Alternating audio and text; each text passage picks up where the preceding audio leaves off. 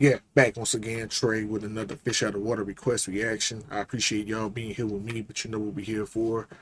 More Larry Legend. Let's get to it. In the 1980s, Larry Bird and Kevin McHale were two of the most dominant players in the NBA, leading the Boston Celtics to 3 championships and establishing themselves as indelible legends of the game. But what many fans may not know is the complexity of their relationship both on and off the court. The legends were tight, but it still didn't stop Larry Legend from pranking his fellow Celtics star. It's nothing complex about that. You must be a person who never played sports. That's what you do. You spending time all day, every day at practice. Then you're on the road together. Then you're in the hotel together. You gotta do something to have fun. I'm just saying, there's nothing complex about it. It's just fun. To the jump ball, and Larry said, just out of the blue, he goes, "Go ahead, Kevin. Tell Elvin Hayes what you told me." And I didn't tell him anything. And I said, "Go ahead and tell him. Like, you said you were gonna kick his ass." And I'm like, "Oh man!" And Elvin Hayes is looking at me. Well, at that point, it was hard to say no. I didn't say anything. I said, "Let's go." I guess so, but Larry just got so started up. Kevin McHale could have threw his boy under the bus, but that's how you know they real tight. That's how you know they real tight. You say, "Nah, I gotta go with it now. Nah, I can't say I didn't say it. Nah, I can't say it." Get up to the jump ball, and Larry said, just out of the blue, he goes, "Go ahead, Kevin. Tell Elvin Hayes what you told me." And I didn't tell him anything. And I said, "Go ahead and tell him. Like, you said you were gonna kick his ass." And I'm like, "Oh man!" And Elvin Hayes is looking at me. Well, at that point, it was hard to say no. I didn't say anything. I said, "I guess so." But Larry just got so started. Larry was a funny guy. Charles Barkley is one of the most recognizable figures in the NBA. Not only was he a heck of a player, but he has also transitioned into one of the best analysts on TV, a position that is enhanced by his wealth of knowledge and his overall experience. That being said, there was a time when even Sir Charles was just a young man looking to make a name for himself. And back when he first got started, Chuck was easily starstruck. Unfortunately, it was his youthful naivety that led him to be pranked. We're at my first All-Star game, and Kareem's sitting at the back. And Bird and McHale, I said, "Man, I want to go meet Kareem. I never met him."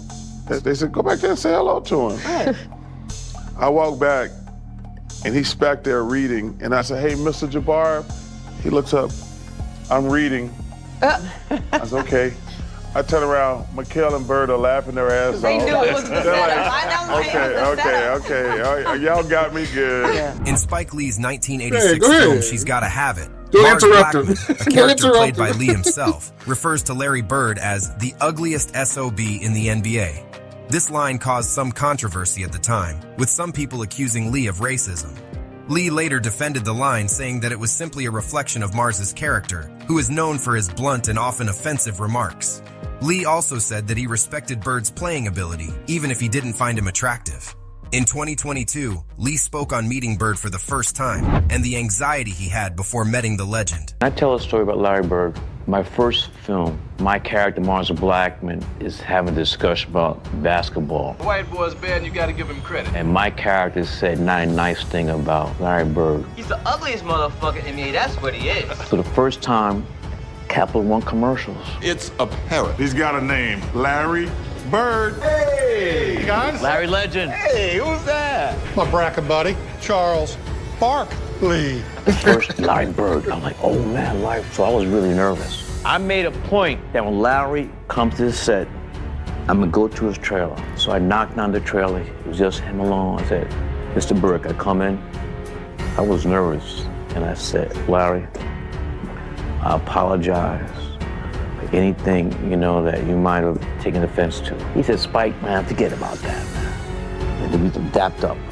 I really want to say that because I was nervous. Terrell Brandon played for 3 teams during his 11-year I'm pretty sure career in he the heard NBA. worse. He's a 2-time All-Star and was a key star. I'm pretty sure Larry heard worse from more respectable men. I'm gonna keep it real with you, Spike.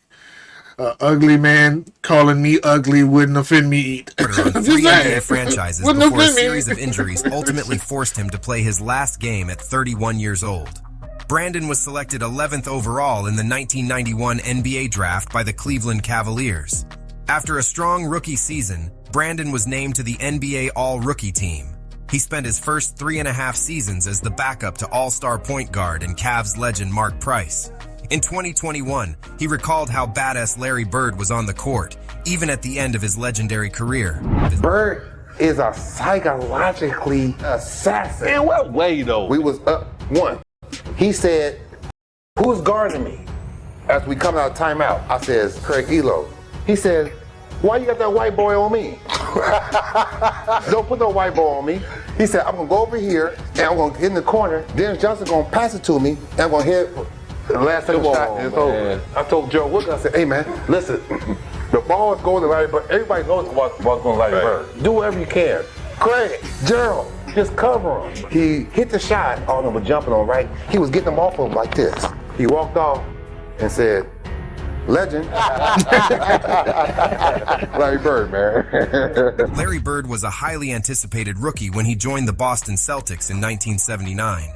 He had been a star at Indiana State, and he was expected to be a major contributor right away. However, Bird's arrival was not without its challenges. He was a white player in a league that was predominantly black, and he was often stereotyped as being soft or not tough enough. One of the people who was skeptical of Bird was Cedric Maxwell, a veteran forward who was already a key member of the Celtics. Maxwell had a reputation for being a tough player, and he was not afraid to speak his mind. In one of their first practices together, Maxwell quickly learned this Bird guy is something special. I walk in the first day of camp, them guys were on the floor stretching, and here comes the white savior, here comes this, here comes that. I think that you would say that most black players at the time were racist in the sense that we did not think that you could find a white guy who could play better than any black guy. Larry Bird didn't find a white guy that can play with him. It's not racist. That was just what it was. Even Larry Bird looking at white boys like, man, they can't guard me, yo. I sort of enjoyed it because Larry Bird felt that way. I'm thinking, oh, he's slow, he can't get off a shot. He's not that strong. This is gonna be a layup. But Curtis and Sidney didn't last long. They didn't even make it through the first practice. They were cut. Bam, knocks down a jump shot. Maybe that was luck. Gets the ball again. Bam, knocks down another jump shot. Now I'm thinking like, okay, hey, you know what? I'm gonna D this guy up. I'm gonna show him his life. 20 feet away, bam. 25 feet away, bam. My mind just goes to that. Damn, this white guy can play. James Worthy was a key member of the Showtime Lakers, one of the most dominant teams in NBA history. He was a versatile player who could score, rebound, and defend at a high level. He was also a clutch performer in the playoffs, and he helped the Lakers win 3 NBA championships. Worthy's battles with Larry Bird were some of the most exciting games of the 1980s. They were two of the best players in the league, and they always brought their best when they faced each other. But after all these years, Worthy apparently still hates Larry Legend. Larry could just flat out score and give you numbers and be talking shit. There were times I had to guard him. You know the player's coming, but he would tell you what's coming. And he says, if you trail, I'm going to trail into the lane and to a little floater. And he said, if you fucking pop, he said, if you try to get over the top, he said, I'm going to pop to that corner and bust a jumper on your face. I'm like, fuck you, man. I'm all up on him. You know, I got his shirt tail, I'm holding it. You know, I'm like, you know where I'm from. I'm from Gastonia. I mean, he ain't talking. He ain't gonna. Sure enough, man, the ball comes in. DJ takes a couple dribbles. I'm quick enough. I think I can get over the top. I get over the top. I get out there, but he pops to the corner and I'm running. He kind of waiting. You know, he was an asshole. Craig Elo was a professional basketball player. No, he wasn't. Who He told you it was going to happen. 14 seasons. He told you it was going to happen. Elo is perhaps best remembered for his role in one of the most famous plays in NBA history, as Michael Jordan hit a game-winning jumper over him in what is known as the shot. You're a part of history. Elo played for the Cavaliers for 7 seasons, and he too suffered quite a bit from the trash talk and the brilliance of Larry Bird. There was one game in Cleveland where he was having a pretty rough first half, and in the old days in Cleveland, you walked off the court the same way at halftime, and I kind of puffed up on him and walked beside him and was like, yeah, you're 1 for 10. I was like, that's defense, you know. That's he just kind of looked at me and said, there's 2 halves. And he came back out and hit about 10 in a row on me, and the last one was left-handed, and he asked me if my mother was watching because he wanted to embarrass me. So, yeah, so he was. While Larry Bird always tried to keep a low profile, he was just too much to overcome. Playing in Boston on some excellent Celtics teams, he was always in the spotlight. His 3 MVP awards and 3 championships, along with his trash-talking ability, didn't help keep him out of people's mind, especially when he was playing against their favorite team. In his Hall of Fame speech, the legend shared a funny but true story on the time he got death threats from the opposite team's fans, mid-game. Game 5 of the championship series, we was out there. We were down by 2 or 3 points at halftime, and KC come walking out, and he called me over. He said, Larry, he said, I hate to tell you this. He said, there's been a death threat on your life. So you got to make a decision whether you want to finish the game or go back and sit in the locker room and wait till we get done or leave the arena. That's why I'm going to play. So Casey just turns and walks away. I go right through the layup line on the other side, and I look over, and here's come Casey pointing at me. I walk over to Casey. I said, now what? He goes, well, the horn's getting ready to blow here, Larry. He said, whatever you do, don't come to the huddle. He said, could you please stand out here? He said, could you please stand out here at center court? He said, you never know, the guy might be a bad shot. So just in the horn blows, I walk over to KC. He's drawing on the play. I put my arm around him. He looks up, puts his head down, squats down a little bit so the guys are surrounding him. He goes, thanks a lot.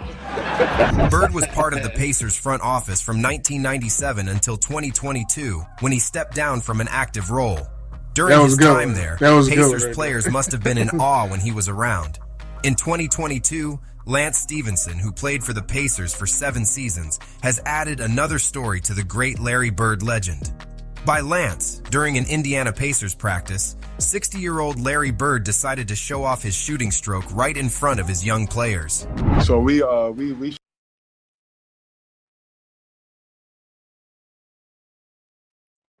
like grab the ball, starts jacking threes. Like I'm looking at him, but I'm like, do you see this right here? He made like at least 10 threes in a row and just walked in. Looked at us and was looking at us like stretch and hit like 10 threes in a row. Walked off, sat. That is regular. That's regular for him.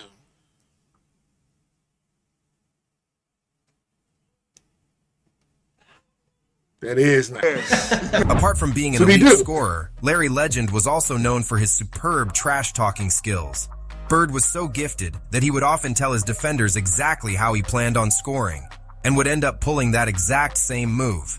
The brutal confidence he had when playing in the NBA at the highest level was absolutely staggering, and these stories epitomizes that perfectly. Larry Bird would put fear in me and everyone else. The dude couldn't jump, wasn't fast, wasn't athletic. Dude just knew how to play. So Larry got in the game one time, and for some reason Chuck Daly puts me in. And Larry looks around and goes, what's up, Sal? I said, nah. He goes, you on me? I said, yeah, I got size on you right now. I've been watching every move. He goes, y'all not double teaming? And he's looking around. y'all not gonna double teaming? Yo, I go, nah, it's just me, fella. He goes, mouse in the house. Dude would just tell you where he's going, shoot it in your face, you gonna double team me? and run back down the floor. He catches the ball and looks over at our bench and goes, I'm going to take 2 dribbles right, crossover left. And he catches the ball, he does this, and he shoots it. He says, Sal, you better ask for a double team, bro. He takes his 2 dribbles, crossover, pull-up jump shot, and looks over at our bench, and we're all looking at each other like, is he for real? He was the biggest trash talker back in the day, but he would back it up. The fact that he's able to back it up made it that much special. Around the NBA, everyone has their first moment in the league they still remember. Whether it's a trash talk exchange or getting owned by a more experienced player, those memories stay with you forever. But things might get even worse when that vet player who's welcoming you is the trash-talking GOAT himself, Larry Bird. With the number of players he trash-talked and took to school, if the NBA ever introduces a trash-talking award, it should be named after Larry Bird. The guy was just fearless when it comes to mind games, as rookie Eddie Johnson found out the hard way. Larry Bird basically taught me how to trash talk. It was my second game of my career, and I'm scared to death already. And he walks out, and he just stands next to me, and he leans over and he looks at me. And I didn't pay him any attention. He said, do you honestly think you gonna guard me? Then he stands up and he looks over at our bench and he looks at Cotton. You all think this rookie gonna guard me? Man, I'm gonna bust you up. Just right in my ear. And then finally he walks around, stands in front of me. He said, I'm gonna tell you something right now. I'm gonna wear your ass out. Game starts and he's just wearing me out. And he came down, he said, I bet you can't do this. And he raises up from Steph Curry range. And he shoots an air ball. And I look at him, he like, that don't matter. It's the fact that I can do it and stay in the game. I bet you can. In 1992, the best players from various colleges were called in to face the Dream Team for their first scrimmage. Future All-Stars, Chris Webber, Penny That was another good one. I never heard that one before. Grant Hill and Jamal Mashburn were part of the The fact team that I dubbed can the shoot an College air All-Stars. ball. According to It don't Mashburn, matter. he, along with his fellow select teammates, given first-hand experience of Larry Bird's trash-talking the very first time they met Larry Legend. Larry Bird, you don't realize how big Larry Bird is until you stand up close to him. Now, he walked by us and he says, y'all those college guys? And he looked at us and he said, get some fucking rest. It's gonna be a long week, and walked off. And we get back to the hotel and Rodney Rogers said, hey Larry, you ain't hit a jumper since 84. We ain't think none of it. The next day we came in and I never seen this. And this one I was like, this is a different breed. Larry Bird got the ball on Rodney Rogers, and every time he was about to make a move, he told him what he was going to do. One dribble, pull up, going left, off glass. One dribble going right, spin, shot, bucket. He scored 9 times or 8 times in a row and said, young fella, look like 84, huh? Last time he made it. The playoffs are where superstars shine. That was another good one. I never heard that one before either, but hey, bro, I don't care. As a competitor myself, if I know a killer and I see a killer, I'm gonna leave the killer alone. Let him kill at his own pace. You don't go motivate the killer. I don't give a fuck how they playing. Don't badger the beast. I don't care how good, how bad it is. You're going to motivate them. Take over. That's all you're going to do is motivate. You can't be stopped. Usually you can't. However, sometimes when your game goes to a new level, this challenge inspires your competitor to wrestle the spotlight away from you. This happened in Game 7 of the 1988 Eastern Conference semifinals, and the stars were Larry Bird and Dominique Wilkins. The human highlight reel and Larry Legend couldn't be any more polar opposite in their playing styles. Bird was pure finesse and poetry in motion. Wilkins was more shock and awe. Boston won the first 2 contests, then the upstart Hawks took the next 3. However, Boston was not going to throw in the towel, as they were able to salvage their season with a Game 6 win in Atlanta. Game 7 ended up being a gunfight, a duel, and battle of 2 wills. Here's the crucial moments of Game 7, told by Wilkins. I didn't see that going to Game 6. I said, man, we could advance and we can beat these guys. And we blew our opportunity. After the game, Barrett made a prediction. He said, Atlanta blew their opportunity. I'm guaranteeing a win in Boston. Our shots are going to be dropping a little bit better, and we're going to be running a little bit faster. So I'd say Sunday's going to be a big win for the Celtics. We get to Boston. Yeah, so whoever guarded me tonight going to have a long night. Unfortunately, Bird was saying the same thing in other locker rooms to his teammates. He only had 12 points going in the fourth quarter. Kevin Willis, it was me and Larry. We would run down the court, and Kevin reached up me, put his hands, and Bird said, don't let this so-and-so score any one night. I'm like, what you doing? You don't wake up a sleeping giant. Thank you. And his eyes, what the fuck is wrong with y'all, yo? What's wrong with y'all, yo? It was a shootout in the fourth quarter. It came down to the last shot. That's it. Boston 118. Look at his face. Atlanta 116. Seeing Dominique Wilkins' face? Look at Dominique Wilkins' face. Why the fuck did you say so? If the lion is docile, let him be docile. Why the fuck? He got that big and he got hot. Why did you say so? Bird snaps free. His face. Comes up with a shot, and the Celtics lead. It's Bird. It was a shootout in the fourth quarter. It came down to the last shot. That's it. Boston. See that face right there? Imagine what Dominique Wilkins told that man, or did to that man.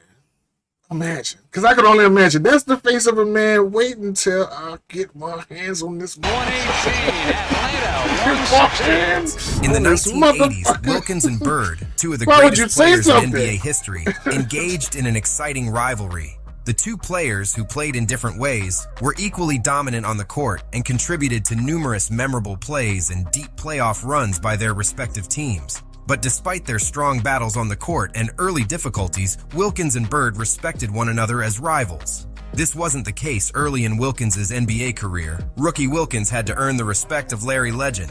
By Wilkins, Bird didn't even want to shake hands with him, and that's what will remind him of their first meeting. I mean, we're in the Boston Garden. I'm in awe because this is the mystique of the Boston Garden. And I remember the first, we was at the jump circle, and I go shake Larry Bird's hand. He put both hands behind his back. You know, like, I'm like, you know what, maybe he's just getting into the game, you know. I'm trying to give him the benefit down. The first play of the game, I'm guarding. He said, I don't know where they got you guarding me, Holmes. And he shoots a three.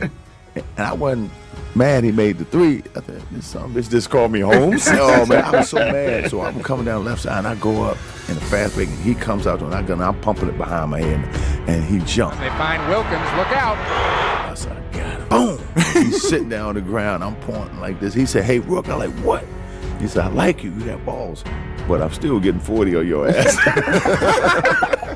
Larry Bird and Magic Johnson started the golden era of the NBA during the 1980s. It continued in the 1990s as a myriad of basketball legends graced the hardwood, each leaving an indelible mark on the sport. Bird was the catalyst for countless tales shared by NBA legends of that era. From Magic Johnson's fierce rivalry to Michael Jordan's admiration, every basketball great from that time seems to have a Larry Bird story, a testament to his unique skill, determination, and enduring impact on the game they all loved. Here's another 90s legend telling a Larry Bird story. The great Utah Jazz power forward Karl Malone.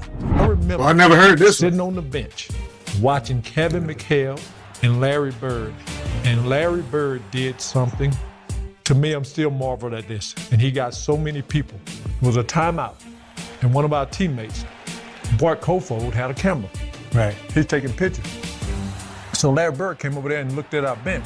And he said, three-pointer. From right over here. So do that to everybody. Babe Ruth. Calling your shot already, right? Yeah. So Isaiah, I'm sitting there looking. He looked down at the floor. Hell, everybody looked down at the floor. He looked. Like he threw something. And he hit a three. Oh, can you believe that? And I remember Kevin kind of looking over at the bench like this is going to be a long night. There's no question Bill Walton played a significant role in helping the 1985 You got called with that one too, Boston huh? Celtics You win a got called championship. In with his that first one year too. with the team, Walton came off the bench to spell both Kevin McHale and Robert Parrish. The oft-injured Walton, who missed 3 full NBA seasons because of injury, played 80 games that season and was named the NBA's 6th Man of the Year. In 2020, Walton shared a great story on how Bird took over a game that was seemed to be over already in the start of the third quarter. Nobody wants to ever take the ball out of bounds because they know they're never going to get it back. Larry Bird always took the ball. Always. He's going to take the ball out of bounds, and that referee comes. Every time I seen him in those highlights, he taking out, he throwing it to Dennis Johnson. Dennis Johnson is it's like everybody bullshitting and playing around. He's snatching that from the referee. He know Dennis gone. He know Dennis The not referee hands here. the ball to Larry to start the third. We're down 25. Larry takes the ball and pushes it back into the midsection of the referee so that he can't get away. And the referee is like startled, staggered. What's going on here? We're all right there, right in front of the Celtic bench. And Larry looks right into the soul, right through the eyes of that referee. And he says to him, "We're not going to quit. You make sure you don't quit either." The guy just like melted on the spot. Larry hit 11 straight shots to start the third, including 7 threes. We were tied at the end of the third. We won in overtime. We did not need a plane to get home that night. Larry Bird, you're awesome. In 1986, the great Larry Bird won the NBA's first three-point contest. Everybody knows about his famous flex, when walked into the locker room and asked his peers, who's coming in second? But after claiming victory and reuniting with his teammates, the sharpshooter was on a mission. If you bet against him, you were going to pay the price. Literally. As the story goes, some members of the Boston squad apparently doubted his chances. Not only did that skepticism push the forward to enter the contest, but it gave him the perfect opportunity to flex his metaphorical muscles after his win. So when the Celtics checked in an hotel to resume the regular season, Bird patrolled the lobby with a mini golf pencil and small notepad, collecting cash from teammates who made the mistake of betting against him in the three-point contest, and no one was allowed to postpone payment. In his exact words, "If you don't have your money, I'll wait right here while you go back to your room and get it," Bird told teammates. "I'm the three-point king." In the 1986 NBA Finals, it was the first time Hakeem the Dream had played on the biggest basketball stage. Before Game 1, he was asked about facing the storied Boston Celtics franchise. The 23-year-old from Lagos, Nigeria, said he knew nothing about the Celtics' history. "I know nothing of this tradition. I am not from around here," he said. When Larry Bird heard what Hakeem said, Larry Legend offered to educate him about the 15 banners that hung from the Boston Garden rafters. "We'd like to give him a 2-week history lesson," Bird savagely replied. The legend went on to record 2 triple-doubles in the series, including a takeover performance in Game 6. Larry got every rebound. Larry made every steal. He made every pass. He just literally did everything. The Celtics closed out the Rockets in that 6th game, and Bird won Finals MVP after averaging 24 points, 9.7 rebounds, and 9.5 assists for the series. He did tell you. Larry Bird, the greatest player I ever played with, by far. When it comes to modern NBA trash talkers, Gary Payton sits near the top of the list. The Glove was a relentless defender, and verbal warfare was part of his arsenal. In retirement, though, he's able to see things from a more removed perspective and dish out a few compliments. When Payton was asked about Larry Legend's trash talk, I remember that. I heard that. Bird could talk a big game, but the former guard also admitted that he could back it up. He'll give it to you any way he wanted to. Any way he wanted to. Larry Bird was cold. Playing at the guard, man, on his last leg. Bird used to tell me, "Look here, man, I'm gonna go shoot this motherfucker jumper in your face right there in that corner. I can shoot a jumper anywhere I want to." He said, "I'm gonna make sure I tell you where I'm gonna shoot the ball at. Wrap it up and bust your head open." All that shit. And I said, "Shit, watch this." And I'm D'ing him up, and he slow-balled me. And he said, "Young fella, what did I tell you I was gonna do?" And he turned around, raised up, looked around, it was all draws. He's the coldest dude I ever seen with that shit, man. And I said, "Shit, I ain't gonna mess with you no more." And everybody be talking about these greats, they don't be always mentioning him. He was the shit. If you played professional basketball between 1979 and 1992, being asked to defend Larry Bird was the sporting equivalent of drawing the short straw. Even if you knew what the Boston Celtics star was going to do, stopping him was another story. Dominique Wilkins experienced that reality firsthand. Not only did he have to try and slow down the prolific scorer, but he was on the receiving end of some trash talk along the way. And while both men have long since retired, that verbal warfare is still going on. On January 26, 2023, Pacers president of basketball operations Kevin Pritchard took to Twitter to share some texts that he had received from Bird. The former forward, who spent time in Indianapolis as both a coach and an executive, had snapped a picture of a photo of him shooting a jumper over Wilkins. It wasn't enough to just send a picture, though. Larry Legend had to talk a bit of trash, writing, "Can you please tell your boy to put a hand up? I think that is the pose for the statue." Once that screenshot hit social media, it made its way to Wilkins. The former Atlanta Hawk simply responded, "Man, the disrespect," with 4 crying, laughing emojis. Based on his reaction, it's fair to say that Dominique Wilkins hasn't taken Bird's jab personally.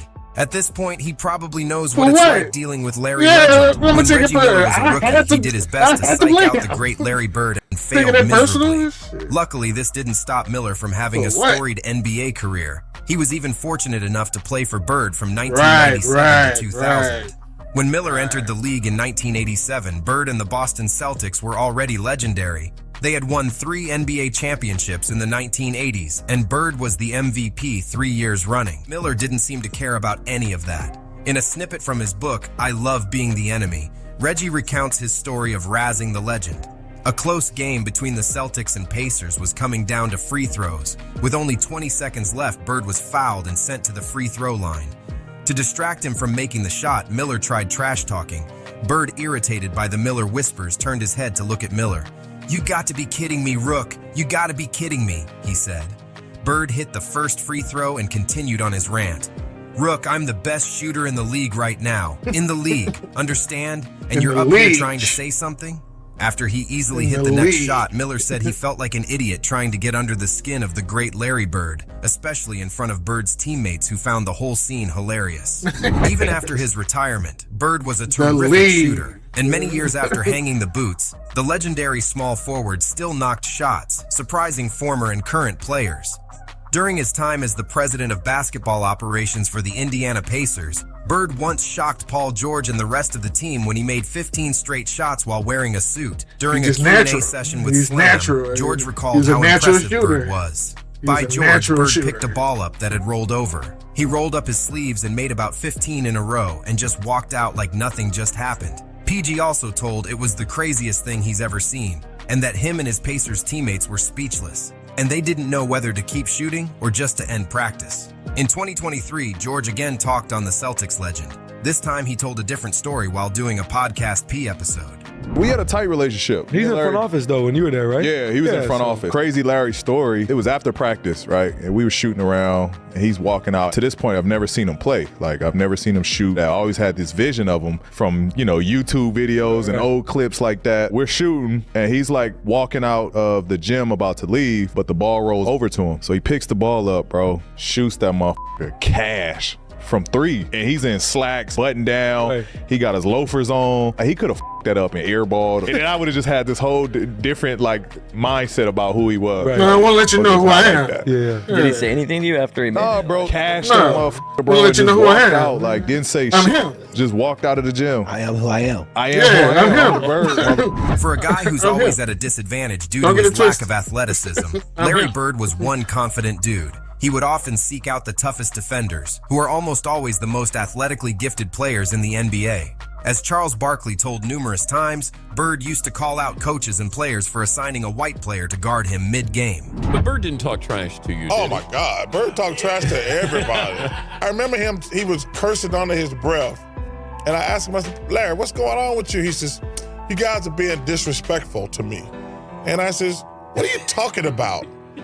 He says, you guys are putting a white guy on me. That's disrespectful. Wait, who's the white guy you put on him? I can't remember who it was. I just started laughing. I had no comeback. But he says, it's disrespectful when y'all put a white guy on me. And I'm sitting there like, I'm laughing in the middle of a game. And there's only 2 guys said that to me, him and Michael. Larry and Michael are the only 2 guys. And you gotta laugh. Don't put a white guy on me. That's just fucking disrespectful. I mean, it's crazy. It's crazy. Tell us in the comments, what is your favorite Larry Bird's trash talk? And if you enjoy this video, hit the like button, share, and subscribe. For even more basketball content, subscribe to our other channels. Free. Now, my favorites out of all these stories is after Larry is not in the game, and anytime a ball rolled by him, he'll knock down 10-11 and walk off. Just to let y'all know, you still can't fuck with me. You still can't fuck with me. I am Larry Legend. All these other stories, they great, hilarious stories. But to say I don't even play ball no more, but if I pick this motherfucker up, you still can't shoot better than me. I'm still the best shooter. I'm still one of the best shooters in the league right now if I wanted to be. That's the stories I like the most. But this was great. This was great.